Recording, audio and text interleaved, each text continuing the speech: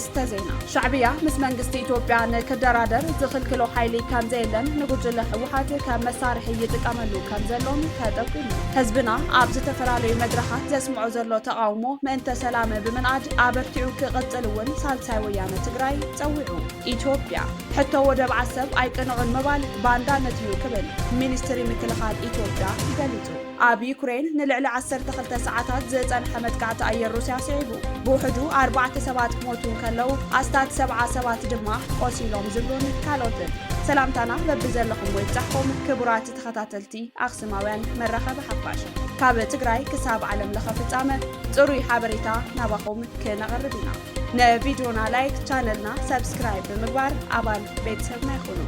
أخسماوين مرخب حفاش نقحات نقدم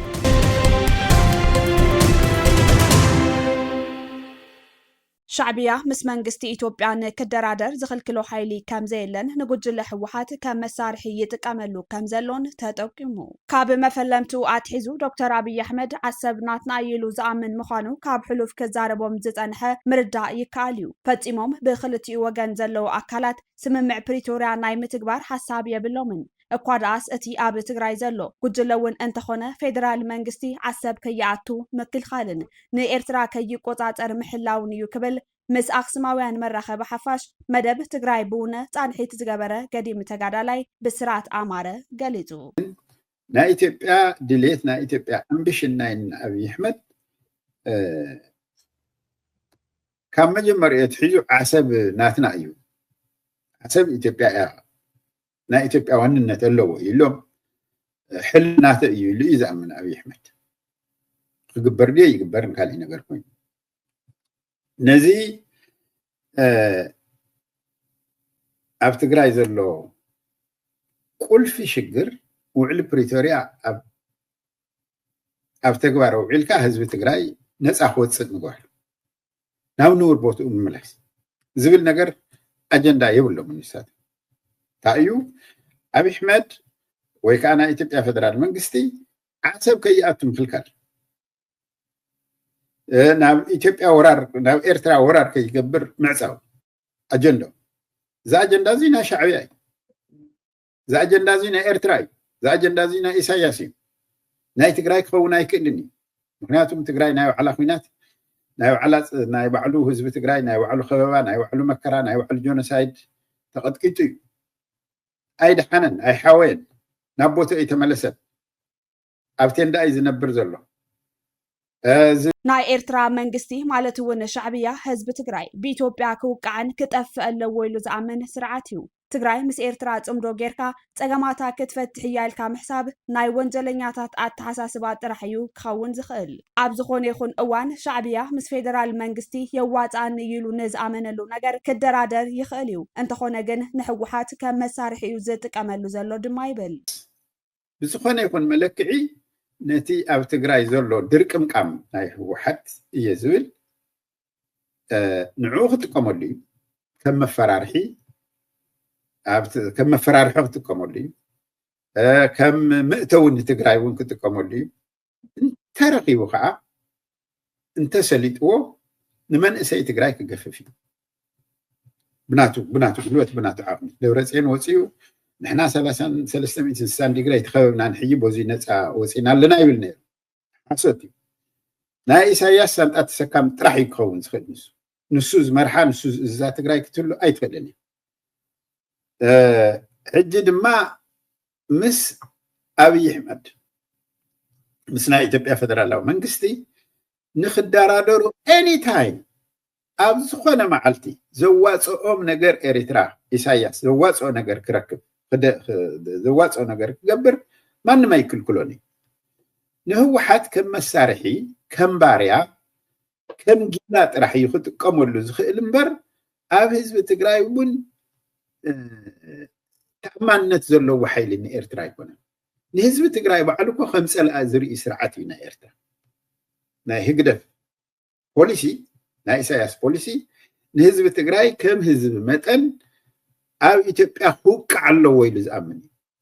بإثيوبيا خطف على ويلز أمني ሕወሓት ክምስረትን ከሎ ትሒዙ ብፍላይ ኣብ ላዕለዋይ መሪሕነት ዝነበሩ ካብ ናይ ትግራይ ሕቶ ምምላስ ንላዕሊ ናይ ኤርትራ ሕቶ ምምላስ ድሌት ከም ዝነበሮምን ብዙሕ ግዜ ታሪክ እውን ከም ዝገለጽዎ ሻዕብያን ሕወሓትን ብዙሕ እዋን ተጠላሊሞም እዮም ብፍላይ ሻዕብያ ድማ ይብል መንግስቲ ኣብ ጸጋይ ናይ ምፍታሕ ኢንትረስት ዝነበሮ ኣብ መሪሕነት እቲ ሊደርሺፕ ኮር ሊደርሺፕ ብፍላይ ኣብ ከምኡ ተመስረተ እዩ ኣኮም ዓይነት ዝመፀ እዩ እዚ ክርሳዕ ዘይግቦ ነገር እዩ ከላይ ከዓ ኣንቲ ፕሮጀክት ከም ተሓስብ ኮይንካ ናይ ታሪክ ናይ ኣብ መንጎ TPLF ሻዕብያን ዘሎ ረኽቢ ተርእናዮ ኣብ ተፈላለየ ታሪክ ከም ዝነግረና ክልተ መሰረታዊ ነገራት ክንርኢ ንኽእል ኢና ብዙሕ ግዜ ተጠላሊሞም እዮም ብፍላይ ሻዕብያ ማለት ምስ ደርጊ ከይቀርየ ብሕቡእ ድርድር ገብር ፈቲኑ ነይሩ እዩ ድሓር TPLF ንዑ ምስ ፈለጠ ኣይቲ መግለፂ ወፂኦም ነይሮም ይኾነ ብስርዓት ክሕግዘና ይኽእል እዩ እቲ ፋክት ማለት እዩ እቲ ፋክት ካብኡ ቅድሚ እውን ቅድሚዛ ናይ ኮር 604 ናይ ሽረ ተገብረት ወታደራዊ ወፍሪ ንዓኣ ዋና ትሪገር ፋክተር ካብ ዝበሃል ሓደ ባዕሉ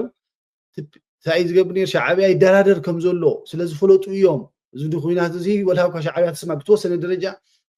ዳርጋ ክሳተፍ እውን ይፈተንን ነይሩ ወላ ምስታፍ ከይኮን ካብ መጀመሩ ካብቲ ፕላኒንግ ጀሚሩ ብዙሕ ፍልጦ ይነበሮን ድሓር ይፈሊጡ ዝመስለኒ ብተወሰነ ደረጃ እውን ክሳተፍ ፈቲኑ ማለት እዩ ግን እንታይ ዋና ነገር ነይሩ TPLF ንፀጥን ምፍጣር እዩ ኣብ ልዕሊ ሻዕብያ ማለት እዩ ከይደራደር ንምግባር እዩ ተገብረ ጻዕሳይ ነይሩ ምክንያቱ እንታይ ኢሎም እዮም ዝኣብ ነይሮም መራሕቲ ናይ ሻዕብያ ሽዑ ግዜ እዚ ምስ ኢትዮጵያ ምውጋእ ይርድኦም ነይሩ እዩ ባይሲ ዋር ኦፍ ኣትሪሽን እንተኮይኑ ንዓና ብዙሕ ዋጋ ከፍለና እዩ ካብቲ ትረኽቦ ጥቕምን ላዕሊስ ጉድኣት ክበዝሐካ እዩ ዝብል ትንታነ ነይርዎም እዩ እንታይ ማለት እዩ ዋር ኦፍ ኣትሪሽን ኢትዮጵያ ሪኻ ኣብ ኩናት ክልተ መሰረታዊ ነገር የድልየካ እዩ ሓደ ንክትዋጋእ ዘኽእለካ ሪሶርስ የድልየካ ናይ ሓይሊ ሰብ ሓዊስካ ማለት እዩ ካልኣይ ከዓ ንዕኡ ዝፃወር ኢኮኖሚ ቁጠባዊ ከድልየካ እዩ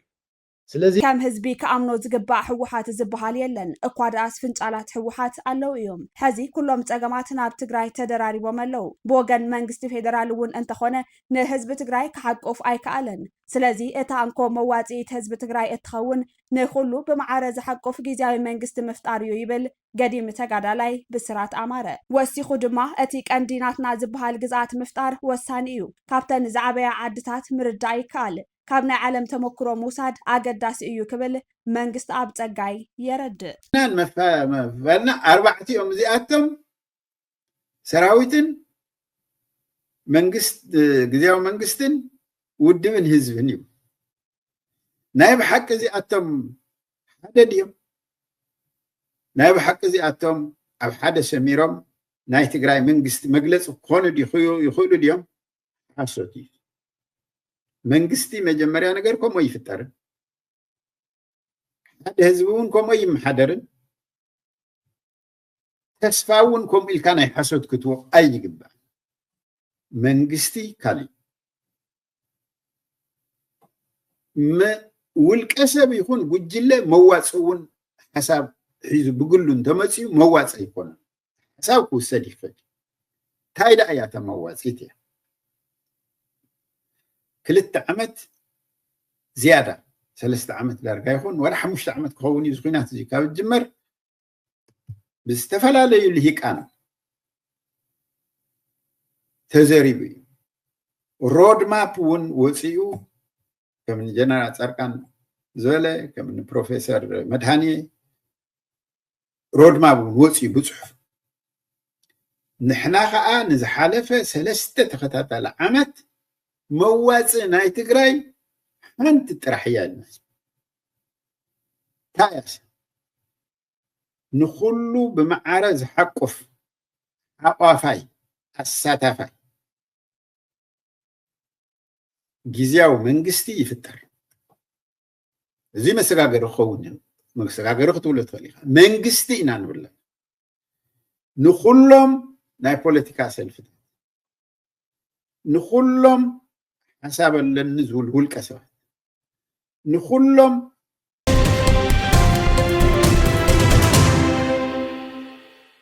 ህዝብና ኣብ ዝተፈላለዩ መድረኻት ዘስምዖ ዘሎ ተቃውሞ ምእንተ ሰላም ብምንኣድ ኣበርቲዑ ክቕፅል እውን ሳልሳይ ወያነ ትግራይ ፀዊዑ ህዝብና ሎምዶ ጽባሕ ዳግማይ ናብ ሙሉእ ኩናት ክንሳጣሕ ንኸውን ናብ ዝብል ሓያል ሻቅሎት ካብ ዝኣቱ ነዊሕ ኮይኑ ወሎ እዚ ሻቅሎት ግቡእ እኳ እንተኾነ ኩናት ምትራፍ ልዕሊ ዓቕሚ ህዝብና ከም ዘይኮነ ብምግንዛብ ንሰላም ኣብ ዝፅውዑ ስራሕቲ ኣበርቲዕኻ ምዕማም ድማ ዕዮ ሕድሕድ ገዛ ደቂ ብሔረ ትግራይ ከም ዝኾነ ሳልሳይ ወያነ ትግራይ ከም ዝኣምን ኣብ ሰሙናዊ መግለፂኡ ኣፍሊጡ ኣብ ልዕሊ ይውቃዕ ዘሎ ነጋሪት ኩናት ህዝብና ኣብ ዝተፈላለዩ መድረኻት ዘስምዖ ዘሎ ተቃውሞ ዝንእድ ሳልሳይ ወያነ ትግራይ እዚ ሰናይ ተቃውሞ ምእንተ ሰላም ኣበርቲዑ ክቕፅል ድማ ተላቢሎ በዝን በትን ኮይኖም ፈኸራ ኩናት ዘስምዑ ዘለው ዝተፈላለዩ ሓይልታት ካብዚ ናይ ጥፋት መንገዲ ክቁጠቡ ዘተሓሳስብ ኮይኑ ሳልሳይ ወያነ ትግራይ ህዝብና ናብ ንቡር ሂወቱ ንክምለስን ረብሓታት ትግራይ ብእሪ ቁፅር ምእንተ ክኽበሩን ኣብ ዝግበር ቃልሲ ሕድሕድ ትግራዋይ ዝከኣለ ኩሉ ክገብር ድማ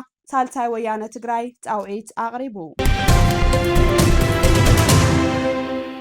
ጸገማት ጸጥታን ድሕንነትን ንምፍታሕ ህዝቢ ብምስታፍ መላእ መሓውር መንግስቲ ተዋዲዱ ክሰርሕ ኣለዎ ፕሬዝዳንት ጀነራል ታደሰ ወረደ ፕሬዝዳንት ጊዜያዊ ምምሕዳር ትግራይ ጀነራል ታደሰ ወረደ ኣብ ህልው ኩነታት ጸጥታን ድሕንነትን ትግራይ መሰረት ገይሩ ኣብ ከተማ ዓዲግራት ኣብ ዝተሳለጠ መድረኽ ተረኺቦም ኣብ ዘመሓላለፍዎ መልእኽቲ ኣብ በብኸባቢኡ ዝረኣዩ ዘለው ጸገማት ጸጥታን ድሕንነትን ብምሉእነት ንምፍታሕ መላእ መሓውር ጸጥታ ህዝቢ ኣሳቲፎም ብልዑል ውህደትን ምንባብን ክሰርሑ ከም ዝግባእ ገሊፆም ውሕስ ጸጥታን ድሕንነትን ምፍጣር ኣብ ህዝባውን ሃይማኖታውን በዓላትና ጥራሕ ዘይኮነስ ኩሉ ግዜ ከም ቀዳማይ ልኡኽና ወሲድኻ ብዕቱብ ክስራሕ ከም ዘለዎ እውን ፕሬዝዳንት ጀነራል ታደሰ ወረደ ገሊፆም ውሕስ ጸጥታን ድሕንነትን ትግራይ ምፍጣር ልዕሊ ዝኾነ ይኹን ቀዳምነት ዝወሃቦ ልኡኽ መንግስቲ ምዃኑ ዝሓበሩ ፕሬዝዳንት ታደሰ ኩሎም ዓቕምታትና ኣዋዲድና ውህሉል ተመክሮናት ተጠቒምናን ዝጭበጥ ለውጢ ንምምፃእ ለይትን ቀትርን ምስራሕ ከም ዘድሊ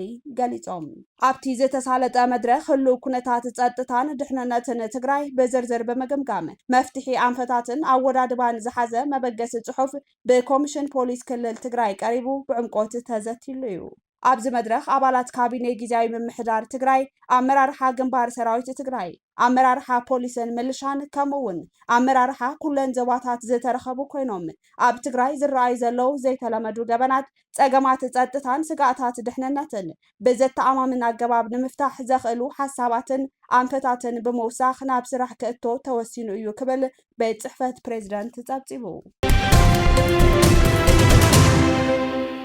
ኢትዮጵያ ሕቶ ወደብ ዓሰብ ኣይቅንዑን ምባል ባንዳነት እዩ ክብል ሚኒስትሪ ምክልኻል ኢትዮጵያ ገሊጹ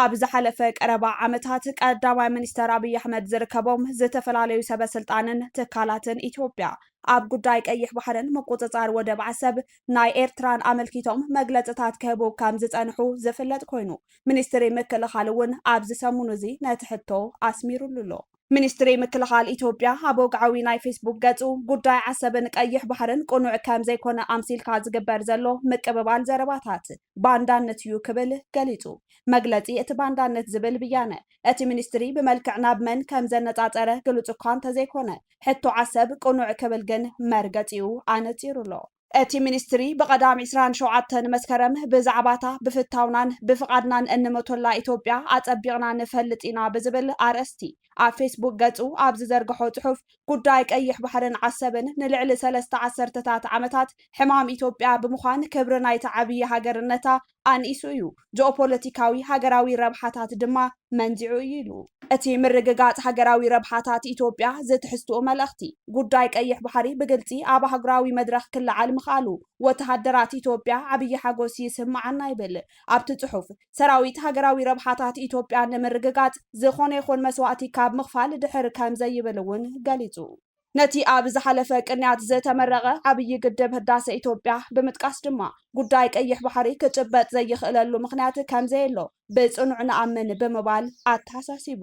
እዚ ኮይኑ ግን ጉዳይ ቀይሕ ባሕሪ ካብኡ ሓሊፉ እውን ወደብ ዓሰብ ቁኑዕ ከም ዘይኮነ ጌርካ ዝግበር ዘሎ ዘረባታት ካብ ባንዳነት ወጻኢ ካሊእ ምኽንያት ክህልዎ ኣይኽእልን ክብል መልእኽቲ እቲ ሚኒስተር ኣመልኪቱ ቀዳማይ ሚኒስተር ኣብይ ኣሕመድ ኣብ ጉዳይ ዓብዪ ግድብ ህዳሴ ምስ ኣማኻሪኡ ኣቶ ዳንኤል ክብረት ኣብቲ ቦታ ግድብ ኮይኑ ዘካየዶ ብሃገራዊ ቴሌቭዥን ዝተዘርግሐ ዝርርብ ንጉዳይ ቀይሕ ባሕሪ ዘለዓለ ኮይኑ እቲ ቀዳማይ ሚኒስተር ኣባይ ናይ 1000 ዓመት ጉዳይ እዩ ፈቲሕናዮ ናይ ቀይሕ ባሕሪ ናይ ትማሊ እዩ ዝተፈጠረ ጌጋ ትማሊ 30 ዓመት እዩ ክንእርሞ ኢና ኢሉ መንባሩ ኣይርሳዕን እቲ ተደጋጋሚ ጉዳይ ቀይሕ ባሕሪ ንኢትዮጵያ ናይ ህልውና ሕቶ እዩ ክብል ዝተሰምዐ ቀዳማይ ሚኒስተር እቲ ጉዳይ ቀይሕ ባሕሪ ይኹን ካልኦት ዝተጠቐሶም ጉዳያት ካብ ኣባይ ዝናእስ እዮም ክብል ኣቕሊሉ ገሊፅዎም እንተኾነ ነቲ ክእረም እዩ ዝበሎ ብኸመይ መንገዲ ኣይገለጸን ኣብ ርእሲ እዚ ኣብ ሰራዊት ምክልኻል እቲ ሃገር ዳይሬክተር ዝምድናታት ወፃኢን ወተሃደራዊ ምትሕብባርን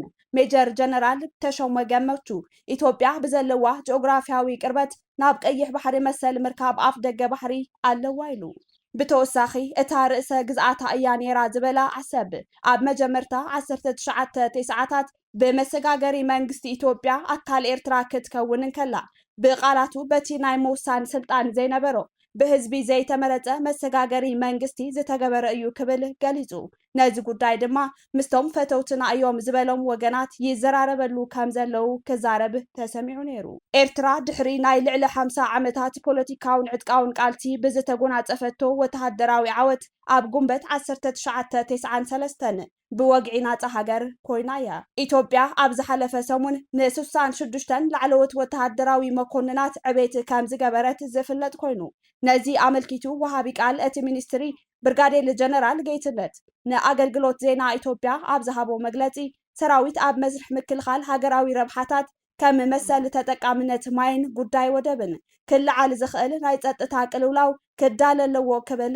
ኣተሓሳሲቡ ምንባሩ ዝፍለጥ እዩ እዚ ብዝተፈላለዩ ሰበስልጣናትን ፖለቲከኛታትን ማዕከናት ዜናን እቲ ሃገር ዝደጋገም ዘሎ ሕቶ ኣፍ ደጎ ባሕሪ ነቲ ዞባ ናብ ሓድሽ ኩናት ከይምልሶ ከቢድ ስግኣት ፈጢሩ ዘሎ ኮይኑ ካብ ሰበስልጣን ኤርትራ እውን ተሪር ግብረ መልሲ ክወሃቦ ፀኒሑ እዩ ኤርትራ ናጽነታን ሉዓላውነታን መሬታን ገማግም ባሕራን መሰረት ሃገራዊ መንነታ ኮይኑ ነቲ ኣብ 1993 ዝተፈጸመ ሪፈረንደም ይኹን ኣብ ልዕሊ ቀይሕ ባሕሪ ዘለዋ ሉዓላውነት ኣብ ሕቶ ንምእታው ዝግበር ዝኾነ ይኹን ፈተነ ከም ቀጥታዊ ሓደጋ ከም ዝረአ ዝተፈላለዩ ተንተንትን ፖለቲከኛታትን ይገልጹ ኣብ ዝሓለፈ ሓምለ ምስ ማዕከናት ዜና ኤርትራ ቃለ መሕትት ዝገበረ ፕሬዝደንት ኢሳያስ ነዚ ኣመልኪቱ ሰፊሕ ምላሽ ከም ዝሃበሉ ዝዝከር እዩ ብቐንዱ እቲ ብመንግስቲ ኢትዮጵያ ዝስማዕ ዘሎ መግለጽታት ናይቶም ባህልቱ ኣጀንዳ ይኮነን ዝበለ እቲ ፕሬዝደንት ንታሪኻዊ ነጥብታት ጠቒሱ ነይሩ እቲ ቀንዲ ጠንቂ ድማ እታ ኣብቲ ሃገር ይኹን ኣብቲ ዞባ ሰፊኑ ዝነበረ ተስፋን ባህግን ስለ ዝበነነ ካብኡ ንምህዳም ተባሂሉ ዝተፈጠረ ኩነታት እዩ ክብል ብምግላጽ እቲ ኣሜሪካ ኣብ ጎድንና ኣላ እናበልካ ዝወሃብ መግለጽታት ሓቅነት ከም ዘይብሉ እውን ጠቒሱ ፕሬዝደንት ኢመራት ዘካይዶ ዘሎ ውልቃዊ ዕንደራ ምዃኑ ኣመልኪቱ ምንባሩ ይዝከር ኣብ ዩክሬን ንልዕሊ 12 ሰዓታት ዝጸንሐ መጥቃዕቲ ኣየር ሩስያ ስዒቡ ብውሕዱ 4 ሰባት ክሞቱን ከለው ኣስታት 7 ሰባት ድማ ቆሲሎም ፕሬዝደንት ቮሎዲሚር ዘለንስኪ እቲ ሞት ኣብ ርእሰ ከተማ ኬቭ ከም ዘጋጠመን እቶም ግዳያት ድማ ጓል 12 ዓመት ቆልዓ ከም እትርከቦም ገሊጹ እቲ ንሸውዓተ ዞባታት ዩክሬን ዝዓለመ ኣስታት 600 ሰብ ኣልቦ ነፈርትን ሓያሎ ሚሳይላትን ዝሓወሰ መጥቃዕቲ ኣብ ዝሓለፈ ኣዋርሕ ካብ ዝተረኣዩ ዝኸበደ ምዃኑ ተሓቢሩ ዘለንስኪ ዩክሬን ሕነ ክትፈዲ ምዃና ኣጠንቂቑ እቲ ጽዩፍ ብምባል ዝገለጾ መጥቃዕቲ ሞስኮ ውግእን ቅትለትን ክትቅጽል ከም እትደሊ ዘርኢ እዩ ኢሉ ሩስያ ንዕጡቕ ሓይሊ ዩክሬን ዝድግፉ ወታደራዊ ትካላትን ኢንዱስትርያዊ ትካላትን ከም ዝወቕዐት ገሊጻ